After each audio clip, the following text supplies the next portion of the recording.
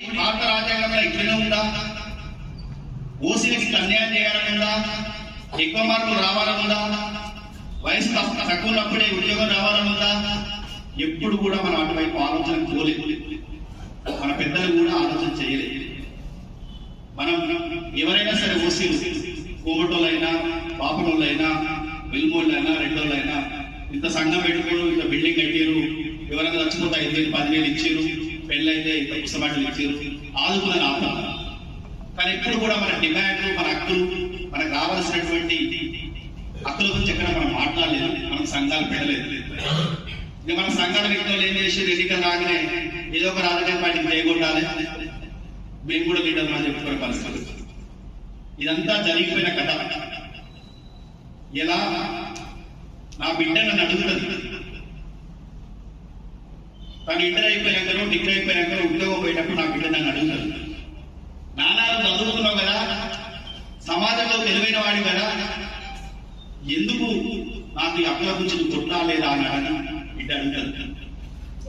ఎప్పుడో 15 సంవత్సరాల ముందు అడిగే బిడ్డ కోసం, ఆ సమాధానం కోసమే ఈ రాజు నాకు కొట్లాడు. నా తండ్రి చదువుకొని నా తండ్రికి ఆలోచన విధానం లేదు కాబట్టి ఆనాడు నా తండ్రి కొట్లాలి, నా జీవితం అంధకారమైంది. చాలా మంది జీవితాలు అంధకారమే అమెరికా పోయి అలా. ఇది జరగొద్దు, ఇది జరగొద్దు అంటే మన బిడ్డలు నిలబడాలంటే మనం కొట్లాడాల్సిందే, నిలబడాల్సిందే. ఈరోజు చాలా మంది ఒక ఆలోచన ఉన్నారు, మనకు హక్కులు కొట్లాడుతూ వస్తాయని. ఇలా ఈడబ్ల్యూఎస్ 10% రిజర్వేషన్ మీ అందరికీ తెలిసి ఇది బాగా చర్చ అవుతుంది. ఆంధ్రప్రదేశ్ లో తెలంగాణలో ఎవరు కొట్లాడలేదు, కానీ ఇతర రాష్ట్రాల్లో ఇక్కడ తెలంగాణ ఉద్యమం ఎంత జరిగిందో ఈడబ్ల్యూఎస్ 10% రిజర్వేషన్ కోసం అట్లా జరిగింది.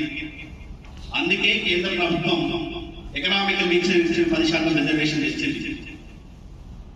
ఏదైతే కేంద్ర ప్రభుత్వం నరేంద్ర మోడీ గారు తెచ్చారో అంతకుముందుకే కాంగ్రెస్ ప్రభుత్వం ఈ యొక్క ప్రణాళిక ఈడబ్ల్యూఎస్ 10% రిజర్వేషన్ కోసం చేయడం జరిగింది. కానీ వాళ్ళ యొక్క దూరదృష్టి లేకపోవడంతో అదంతా పెండింగ్ ఉండేది.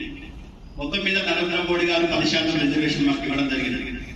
ఇలా 10% రిజర్వేషన్ ఇస్తే దాదాపు సంవత్సరానికి ఒక 30,000 మంది విద్యార్థులు, యువకులకు అవకాశాలు ఇస్తా ఉన్నాయి.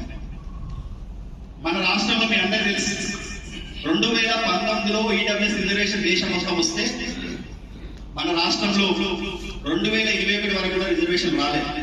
ఈడబ్ల్యూఎస్ 10% రిజర్వేషన్ ఇవ్వలేదు. ఆ మధ్యన 2 సంవత్సరాల కాలంలో ఆనాడు కేసీఆర్ ప్రభుత్వానికి విజ్ఞప్తులు ఇచ్చిన, వినతి